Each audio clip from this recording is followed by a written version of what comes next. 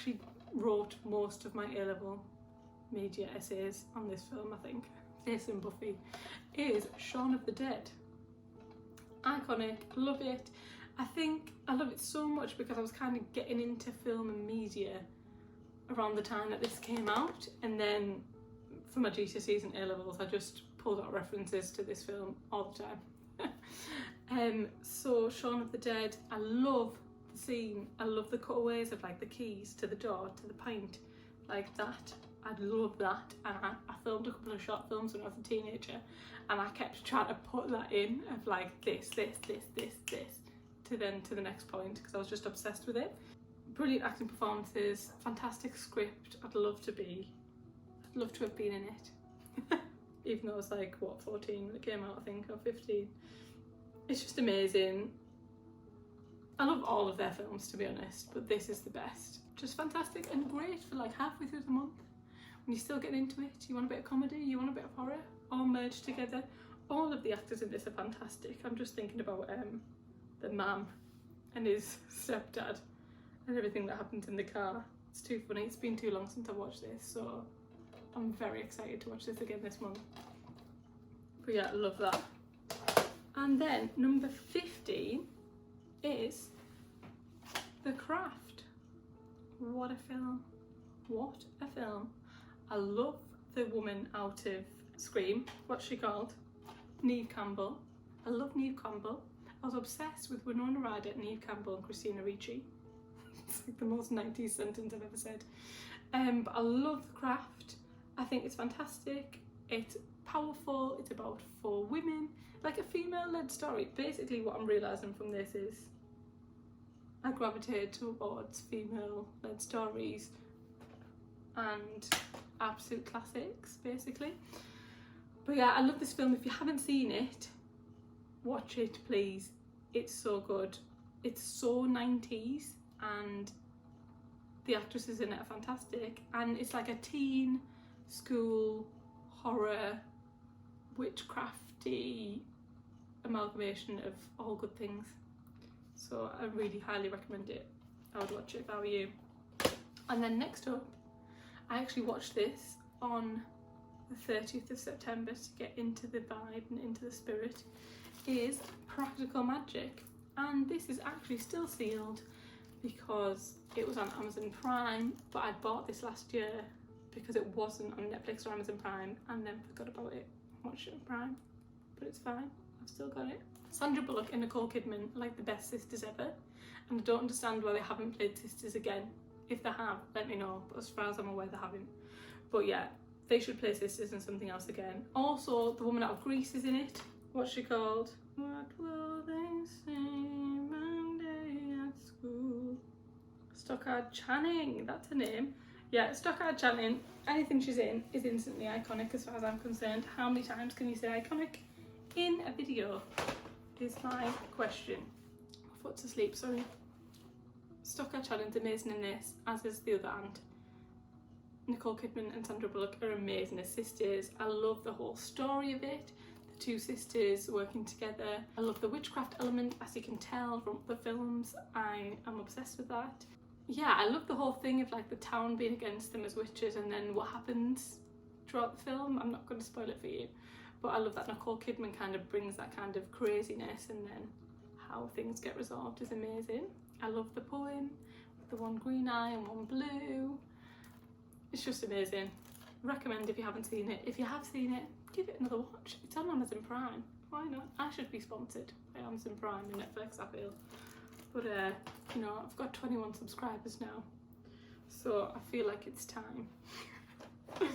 And then next up, number 17 is the film of Sabrina the Teenage Witch. If you used to watch the series and you didn't know, yes, there is a film. But what's his name is in it? Playing, he didn't play it in the series, but he's in this, the movie star. Is it Ryan Reynolds? Ryan Reynolds is in this, which is amazing. He didn't come back for the series, sadly. I think he was a bit too old. But yeah, Ryan Reynolds is in this. Also, Melissa Joan Hart looks older in this than she did in the series. So I don't know what happened there, really. But yeah, I love this. I also love the mise en scène of this film, really, throwing it back to my A-level media days. But like I love the bureau where she finds the book and like the 90 and the woods. I just love the whole aesthetic of it. I would recreate that in my own life if I had the money and the means. But yeah, I love it all. It's amazing. I used to have a black cat as well. R.I.P. Sooty. But yeah, it's fantastic. The ants in this are great. I'm just obsessed with witches and ants, I feel, from this pile. And women. Who can blame me? But yeah, this is a brilliant film. The guy who plays her best friend looks incredibly old, but that's why we love 90s and 80s films, isn't it? Because people just didn't care.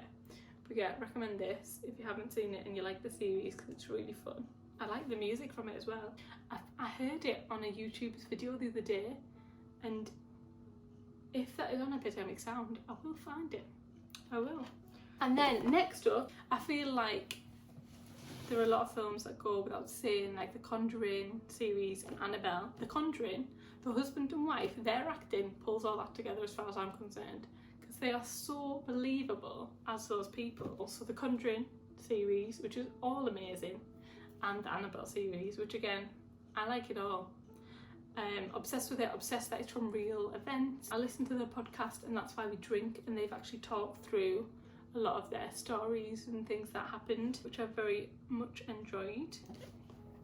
If you're interested in like witchcrafty ghost stories on a podcast, I recommend And That's Why We Drink. Some extra for you there. So next up, this is my Johnny Depp box from when I was 16, and I just can't bear to part with it. I mean, I hope he's not an abusive husband, and I haven't liked any of his stuff after Pirates of the Caribbean, to be honest, because I think he picked a lot of things for his children so that they would be able to watch him and things, which is lovely. But yeah, I'm just not into I'm not into the new Charlie and the Chocolate Factory. I prefer the old one with all the songs, especially Veruca's song. I want the world, I want the whole world. Yeah, so this is my Johnny Depp box. So let's see what we've got, because we've got 7 more films to fill. So I think 100% Nightmare on Elm Street. I think this was his first ever film role, Johnny Depp's. But he was in that war thing, wasn't he? But I think this was first, because he gets cut up in a bed, doesn't he, quite early on. Spoiler alert, apologies if you haven't seen it. This is the original, it's fantastic, it's scary, it's iconic, it's great. And it's Johnny Depp's first acting role, so I recommend this. Next up, I'm gonna say Sleepy Hollow, Christina Ricci and Johnny Depp. What's not to love? Also, the age gap would have been quite dramatic. But I love this film, I think it's fantastic. Obviously, it's like fantasy, and if you don't like that kind of stuff, then don't watch a lot of the things I've just recommended. Again, the mise en scène, the style it's filmed in, I just love that kind of thing. I love that kind of gothic fantasy, but not like ridiculous fantasy. And it's the whole thing of the Headless Horseman and Sleepy Hollow, and it's really nicely done, I think. But yeah, I recommend this. Tim Burton's Corpse Bride. I've only watched this once, you know, and I think I'm going to give it another go. I do like it a lot. I just don't reach for it all the time, but I'm going to watch it again this October. And I know a lot of people like are in love with it, and I appreciate it, but I'm not obsessed with it. But yeah, I appreciate this. While we're on this, actually, just to throw a musical in there, I'm gonna say Sweeney Todd. People get killed, they get the throat slit. It's a musical, it's beautiful. Helena Bonham Carter's in it, Johnny Depp's in it. What more is there to say? So I'm throwing that into the mix, just a cheeky musical for you this month. And I've got 4 more. Ouija, however you want to say it.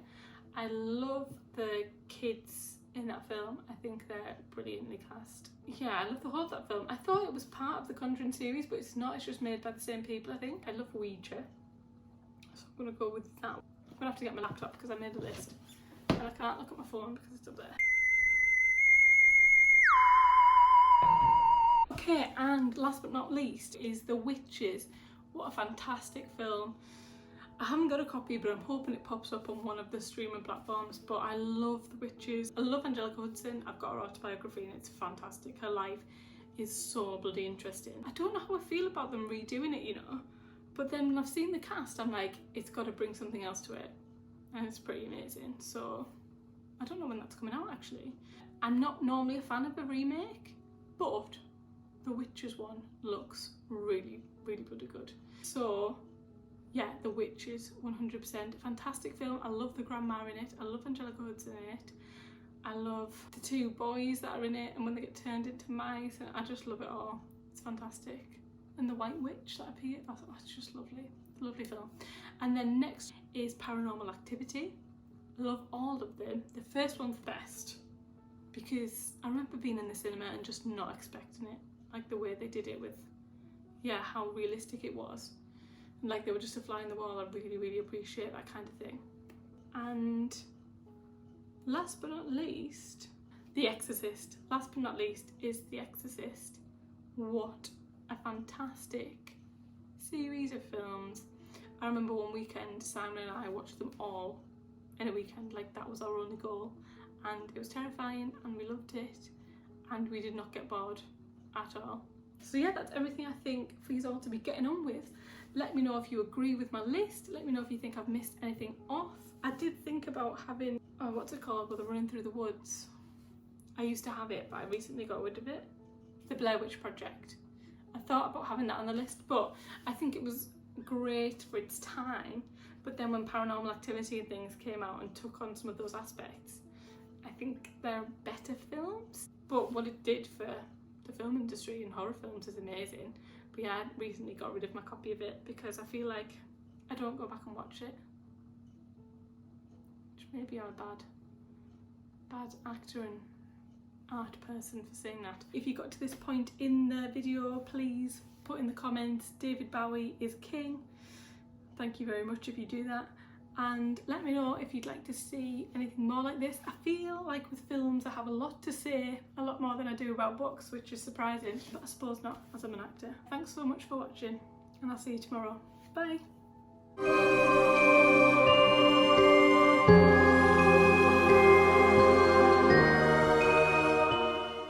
Sandra Bullock and Nicole, I can't talk.